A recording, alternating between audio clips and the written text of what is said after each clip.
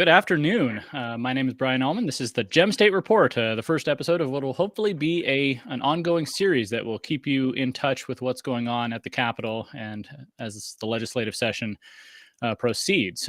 They had their organizational meeting yesterday.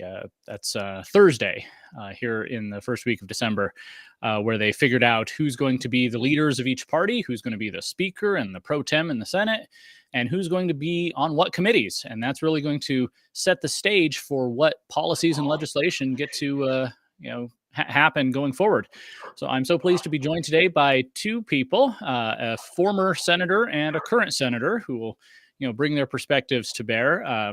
Steven Thayn was in the House and the Senate, and he was also my predecessor at District 14, leading that Republican committee. He's got a lot of great ideas, about natural law, about regulations, about unwinding socialism. So I'm so glad to have him here today. And we also have Senator Tammy Nichols, who is starting her second term in the Senate, but fourth term overall, having served in the House. And she also will be the chair of the Agricultural Committee over in the Senate. So that should be interesting as well. So let's start with Senator Nichols. What can you say about the organizational session, and what do you expect for the upcoming legislative session? Sure. Well, thanks for having me, Brian. I appreciate it. What I can start with is that the organizational session was very long. It's a long day. There's a lot of moving parts that are going on. The day before yesterday is when we had the leadership races for both the House and the Senate. And so that's the first part to the puzzle. And then yesterday was all about getting chairmanship positions put together, vice chairs, committee assignments. We picked our floor seats. I stayed where I was at in the front. I don't mind being in the front, so I stayed there. And then also getting offices selected. So that really took all day yesterday. And we did that both in the House and the Senate side. So it was a long day, and there's a lot going on. I think, every session is unique. It's its own thing. This next one will be no different because there are new committee makeups. Then I think you'll see maybe some new ideas, some new things that are going to be pushed. But a lot of things are kind of reoccurrent. There's probably going to be a push on the school choice component, which I'm hopeful for. But I think you might see some new things too, things having to do with weather modification or election issues. Immigration is probably going to be a hot component. But we'll see with some of the new makeups, new chairs that are in there, like myself. My desire for the Agriculture Committee is to elevate it and make it a more dominant committee. Idaho does a lot of agriculture, and I think there's some things that we need to be discussing that we haven't been. But it's going to be an interesting session, like they all are. There we go. I'm still experimenting a little bit with this setup, but it's definitely should be interesting. Throw it over to Mr. Thayn. What do you see happening as somebody who's been there, who's seen things? What do you expect for this year, and how have things changed in the last 10 or 20 years as far as the makeup of the legislature is concerned? Well, that's a great question, Brian. So I started serving in 2006. Actually, it's 2007, first session. So that's been almost 20 years ago, 17, 18 years ago. And the makeup of the body at the time was much more establishment Republican, more Democrats. We weren't talking about the things we're talking about now, especially with the Trump presidency coming in about deregulation, opening up the economy. To me, it had a feel of much more excitement. In fact, before I forget, Brian, you and I were visiting with one of the senators, I think at the same time, and we were talking about what would it have been like if Prop 1 had passed.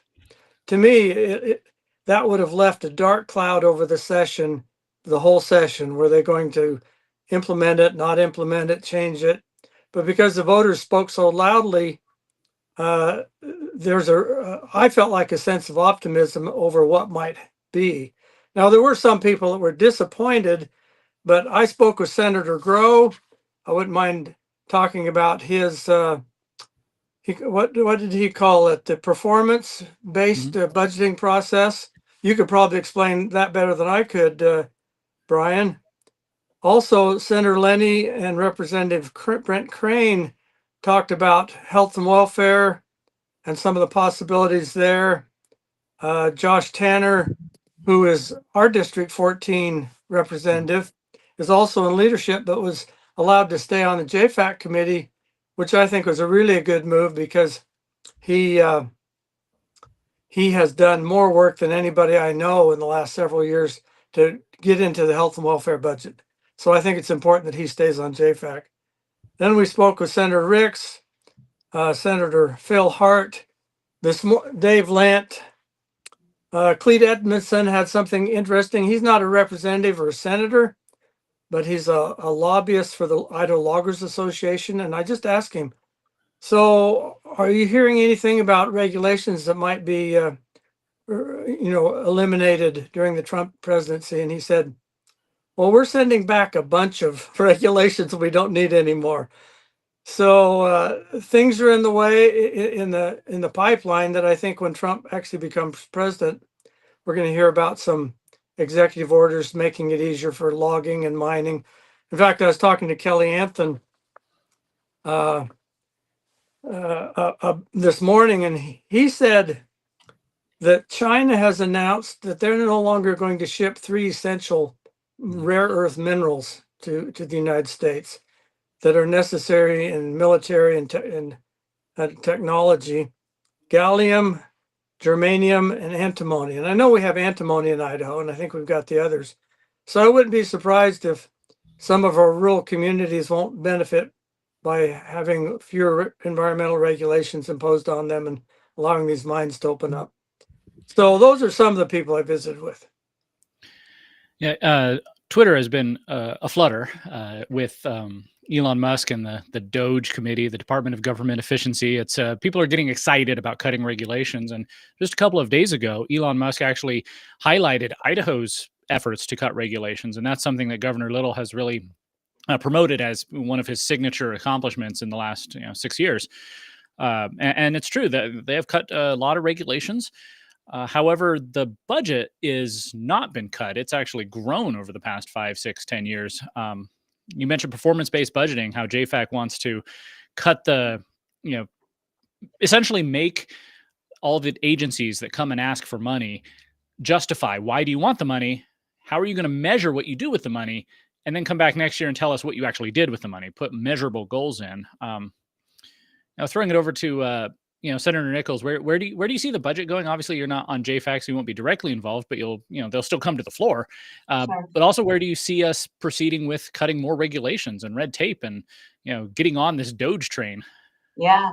Well, I want to start with this last session to begin with, where we made a substantial change with the budget by splitting the budgets up from the budget that keeps the lights on and keeps government functioning and taking out the excess spending portion of it so that there's basically 2 votes now on each of those budgets.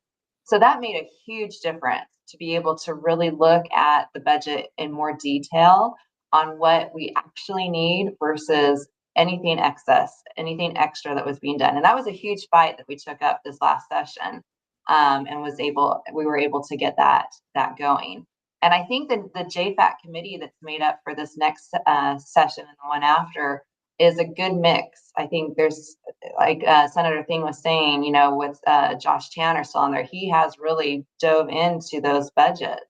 But we do need to continue to reduce the spending.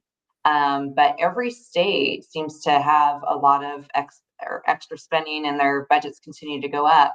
But we need to be able to really facilitate reducing our budget. And with deregulation, we should be able to do that.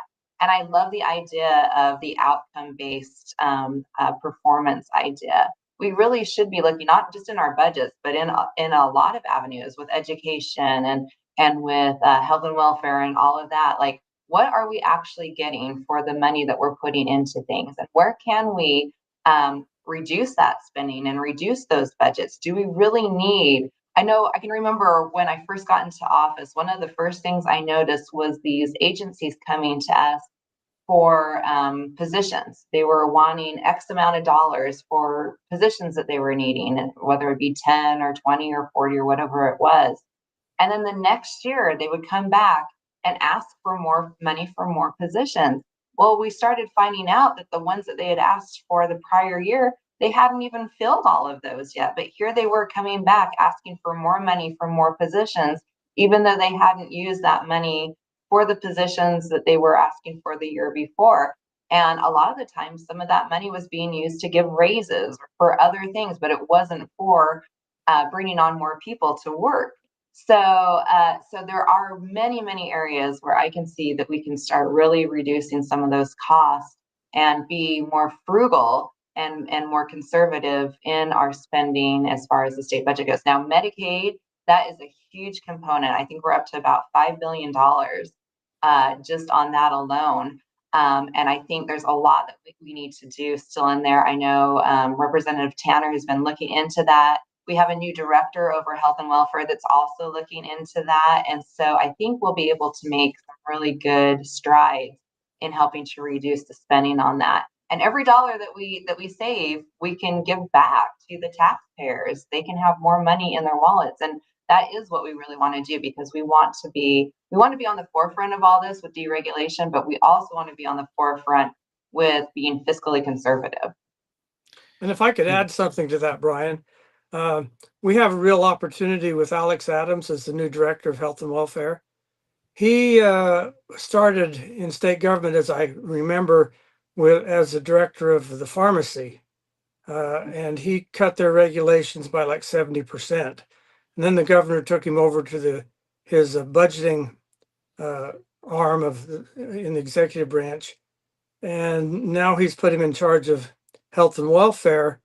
And I was talking to Representative Crane and Senator Lenny, and they indicated that he's already found $100 million that they could cut from that budget, which is getting close to $5 billion, as Senator Nichols pointed out, which is almost the size of all the rest of spending in the state combined.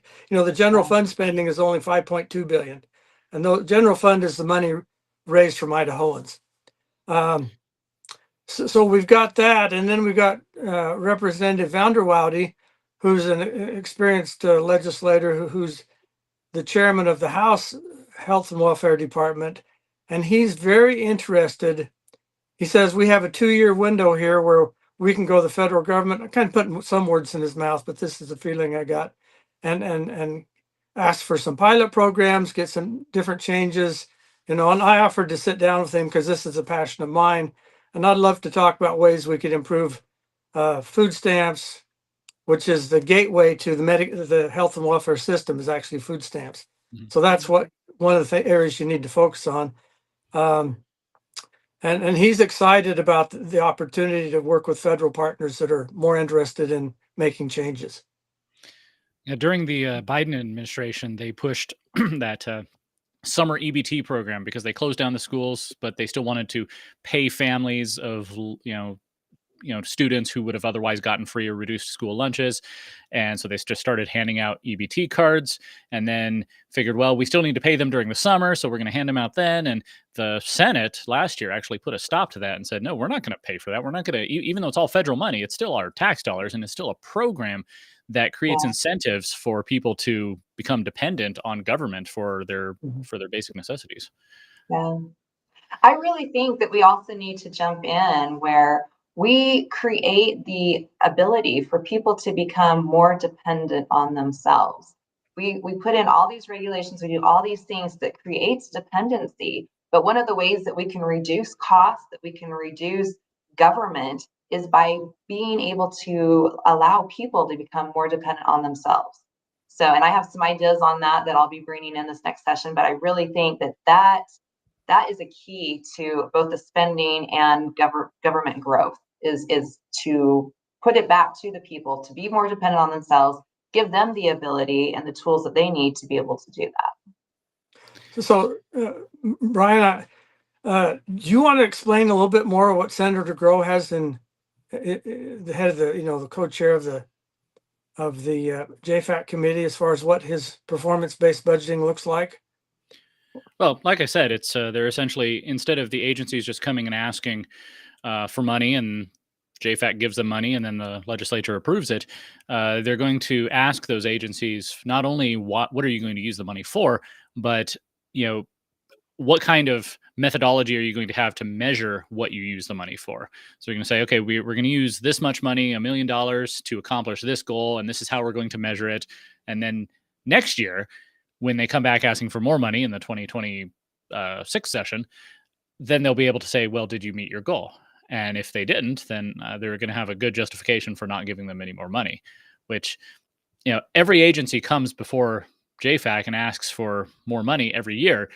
Cost of living goes up, inflation goes up, salaries go up, but they're also wanting to expand their scope. They want to do a little bit more. They want to, and that takes more money. And that just creates this scope creep in government where our state budget has more than doubled in the last 10 years. Yeah. Well, another thing that he pointed out that I wasn't aware of, I sat on the JFAC budget committee for 4 years, and it just seemed like that we had 3 hours of presentations every single day, and we didn't have any time to really get into serious questions or into their budget. What Senator Grow has done is he's cut the presentations in half. So every day the members have an hour and a half to get into the budgets. So he's trying to free up their time so they can really set policy. So I think it's exciting what Senator Grow is doing. Yeah, I agree. I love the steps that, both him and Representative Horman have done a great job. And like I said, getting that budget under control first, the way that it was being presented this last session, was a great first step. The other thing that they've done is that besides Representative Tanner, there are no chairmen that are serving on JFAC. So that's another change that was made into that process. And Representative Tanner isn't a chairman, but he's in leadership, but no chairman. And I think that is another good step, because when you have chairmen that are on the JFAC committee, it's kind of taken on this role of kind of the fox guarding the hen house, so to speak. So, they have people coming to them, their committees wanting money, and then they're able to go and do that in front of JFAC. So I think those two changes are good changes. And then this other one with the outcome-based proof, basically, it's just like any business would run that way, right? They would look at the money that they're spending, and if their outcome is equated to what they're putting into it, if their output and their input are equating, no business would run where they're putting in all sorts of money and they're getting horrible outcomes. They wouldn't continue to do that. And government should not be any different than that. It is running a business in essence, and where we're utilizing taxpayer money though to do it. So we should definitely be asking for good outcomes, and that our outcomes are exactly what we're needing with the money that we're putting into those agencies. So there's several hot button issues out there. There are some that are big issues with a lot of people talking about them. Some are big issues that nobody's talking about. And then there are some issues that, I don't know, in the grand scheme of things, whether they're big or small, I guess that's up to viewers to decide. A mutual friend has asked me to bring up the issue of legislator pay raises. And that's been one that people have been arguing about. I think there's more attention paid to the legislator salaries this year than there has been in the past. On the one hand, I think people are surprised to find out that Idaho legislators are only part-time, and they're making, this year, I think it's $19,000 odd dollars plus per diems plus benefits. But it's not the $170,000 that our congressmen make. Right. The committee, there's a citizens committee that, half of it's appointed by the governor, the executive branch, half of it's appointed by the Supreme Court, which is the judicial branch. So that checks and balances. And they came up with essentially, what is it, a 30% raise? I don't remember. It would bring it up from 19,000 to 25,000. And, that's generated some discussion amongst a lot of people out there. So actually, I'd like to ask, Mr. Thayn, what, as somebody who was there before, what are your thoughts on that? And then, Senator Nichols, let us know what you think. Thanks for the question. Yeah, when I first got elected, some of my wife's family said, "Well, you guys are set now. You're going to make, $80 or $90,000 a year." And she just laughed and said, "No, we're really losing money on this thing."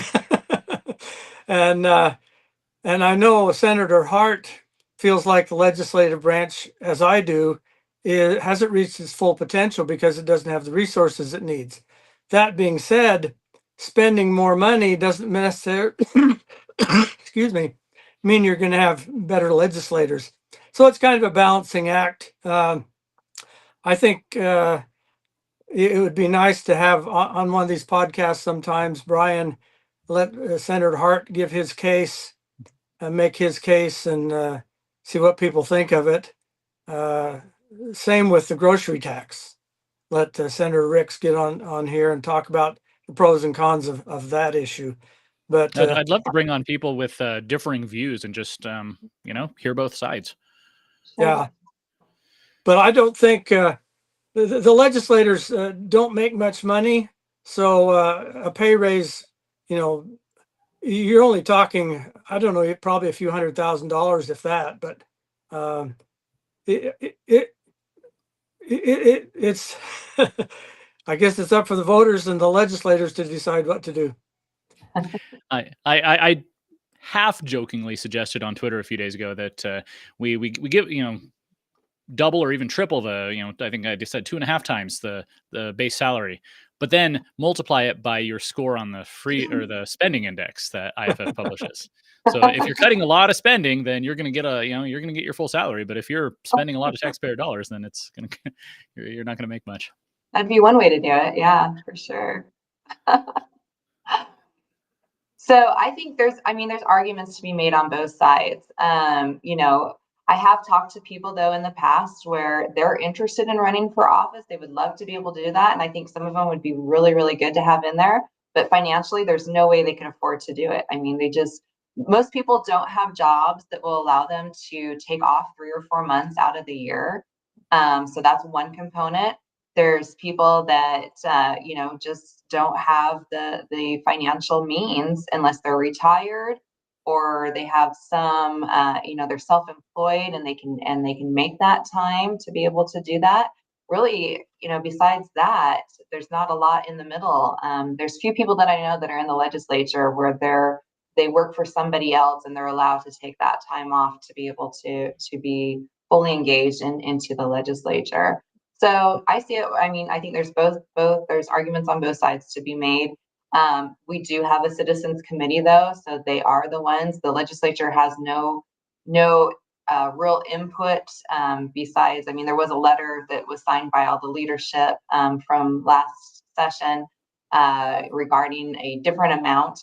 But it really is up to the citizens committee. And you'll look across the United States and you find all sorts of ranges of legislative salaries, from basically $0 for a state where their legislative district is about the size of a lot of our precinct districts, to like California, where they do make close to a 6-figure income for their legislature, and you have full and part-time and everything in between. I tell a lot of people that yes, we are a part-time legislature where we actually are at the Capitol for 3 or 4 months out of the year, but we represent all 12 months. I can tell you firsthand that every month I have stuff going on where I'm meeting with constituents or meeting with business leaders or going to speaking engagements or whatever the case may be. So we do a lot of things outside of that session where we are working. And for me, I have to be able to work my schedule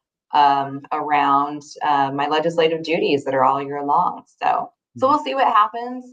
But yeah, with inflation and the cost of living and different things. But again, we want to be mindful of taxpayer dollars. But yeah, we'll see what happens. Yeah, we just have a few more minutes with Senator Nichols, who's been so kind to share her time with us today.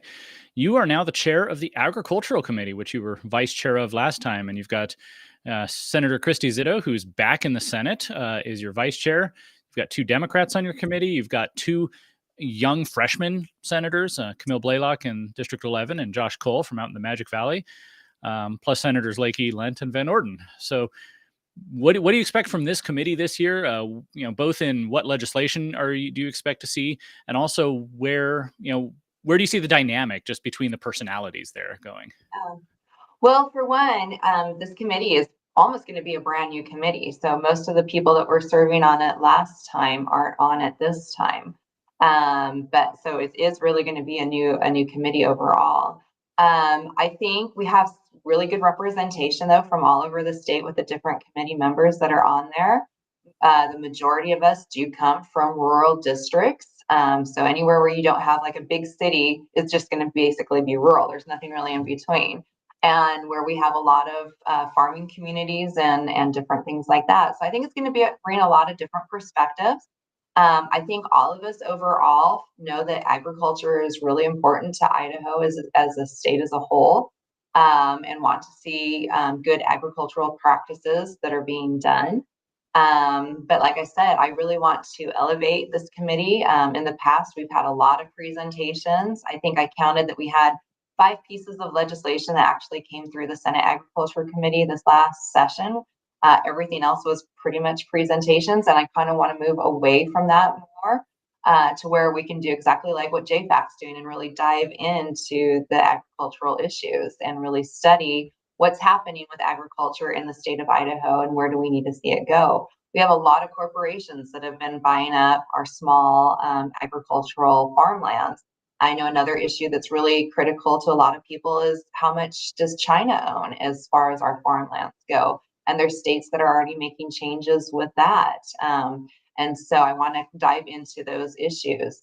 What's going into our food products? What's happening with our food products that are being shipped out of the country to be processed and then brought back in? So there's a lot of things that we can touch on that we haven't before, and I kind of want to take us that direction.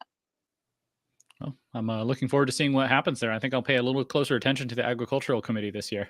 Good. So, well, I appreciate you giving us your time, Senator Nichols. So I will let you go and see you back at the Capitol in January. Sounds good. Thanks for having me on. It was nice to talk with both of you. Yep. Thank you. All right. There we go. That looks nice. Still getting used to this, but appreciate Senator Nichols coming on. She said, she's pretty busy, and being a committee chair only makes her busier. And you would know that, having been the chair of Senate Education. Yeah, Senator Nichols is a delightful person, and it's fun to talk to her. So we can take a few more minutes if you have the time, just to talk about what are your thoughts here going forward about how the legislative leadership races shaped out, how the committee chairmanship shaped out. My sense from the House is that it's, there's some continuity from last year. Only one chairmanship switched, and that's because Representative Yamamoto lost, and so they needed someone else. So Representative Doug Pickett will take over education. And they got 2 freshmen now in leadership with Josh Tanner and Jaron Crane. On the Senate side, it's, again, a lot of continuity, and I think that's my sense of what the Senate is really about. It's a lot of tradition, continuity, doing things slowly and deliberately. Well, I think you've described it fairly well. The education committees have changed quite a bit. I know on a couple of people I were talking to, they felt like the House Education Committee was now like an 8-6 vote for those more in favor of conservative point of view. Last year it was difficult to get anything through the committee that wasn't very pro education, which means more spending pretty much. And so education bills did not pass through the education committees last year. They were almost, I don't call them worthless committees. That's not what I mean, but they were ineffective. They didn't work together very well. Now the Senate on the other side, we got Senator Woodward back, who's more of a moderating voice on the Senate side. That committee has changed quite a bit. So it has moved definitely more to the moderate, while the House has moved more to the conservative. So I think they'll probably work together a little bit better this year. I talked to the pro tem, Senator Anthony, this morning. He was gracious enough to take me for a few minutes, and he's kind of excited about this session. He said one of the first things he said, never have we had a president that wants to honor the 10th Amendment like this one has. So that's, the one that wants to give power back to the states. And he gave the example of abortion. Contrary to what the leftists say, we did not do away with abortion in the United States. He simply said, states, well, yeah, he simply said, states, you decide. The Supreme Court said now it's in the hands of the states. And I think that's something that Trump will do more and more of. So that relationship with the federal government is something that, as a state, I think is something that's really concerning. We want to get rid of regulations, but at the same time, 40% of our budget comes from the government because of various programs and grants that we're part of, and so we got to figure out how to do away with some of that, how to live without that extra free money.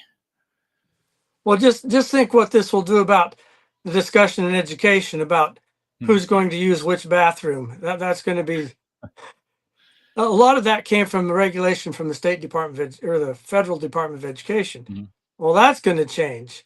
So Title IX, special education laws could change to give more flexibility to local people.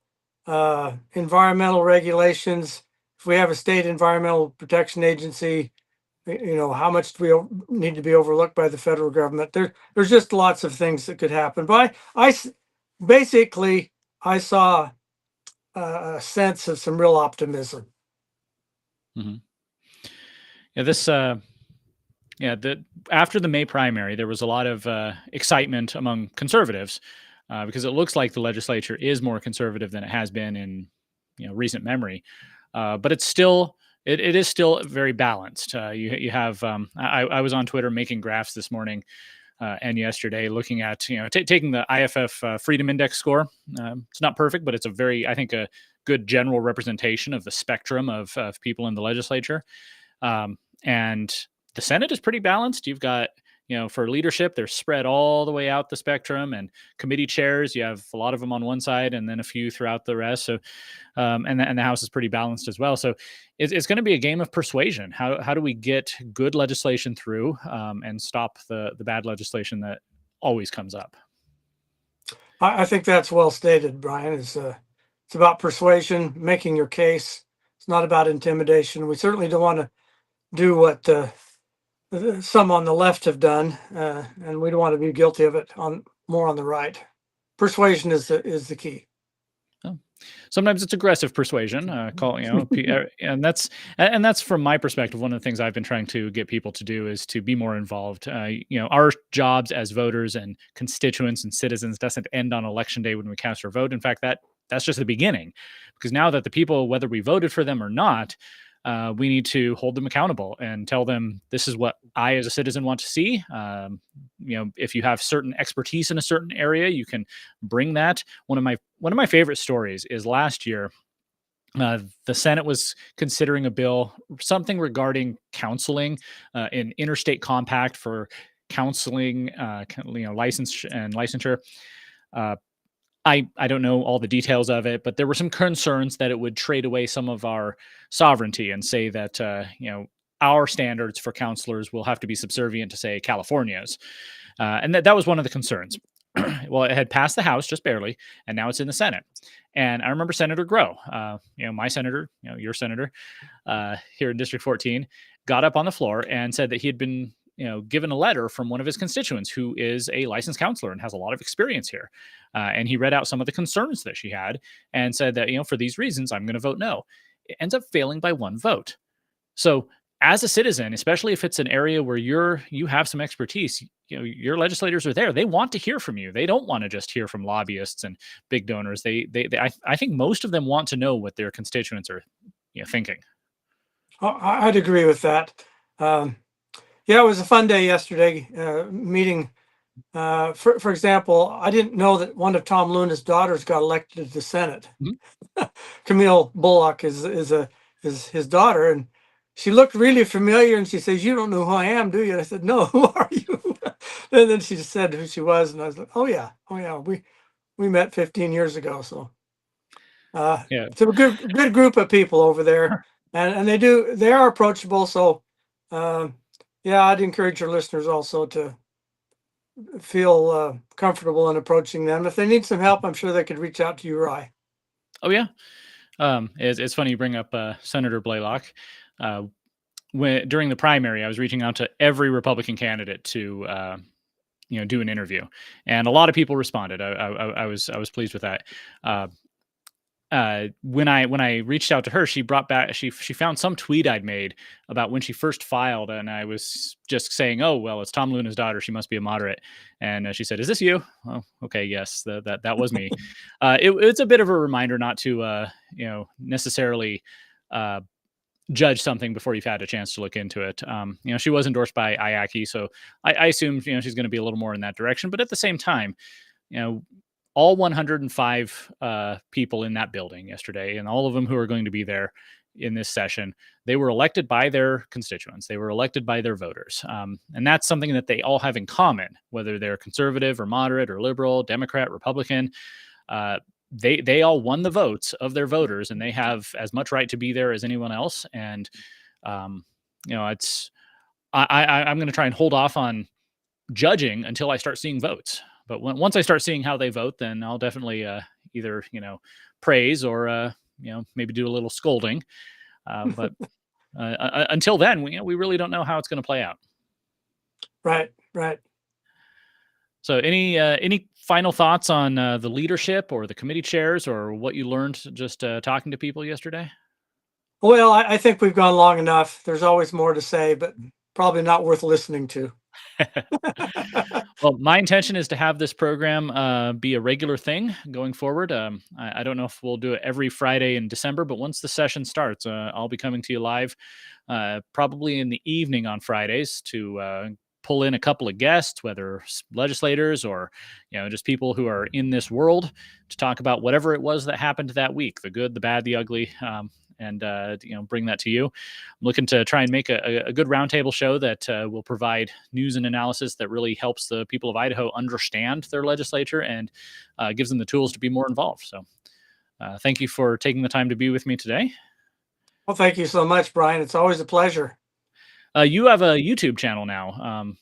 If I do. If people want to find it, where can they find that? You just Google The Political Mechanic, because I believe in cause and effect. So I view politics like a mechanic would view fixing a car. Well, this car, could use a bit of a tune-up, can't it? Yeah, it's got a lot of weight on it right now. Needs a little bit more efficiency and maybe putting different people in the driver's seat. Maybe take off some of the dead weight that's accumulated over the years that shouldn't be on cars, or in this case, is not the proper role of government. Yeah, absolutely. All right, so go find The Political Mechanic on YouTube, and also go to gemstatechronicle.com to find everything that I put out, including this program. I thank you all for joining us, and I will see you in the future. Thank you.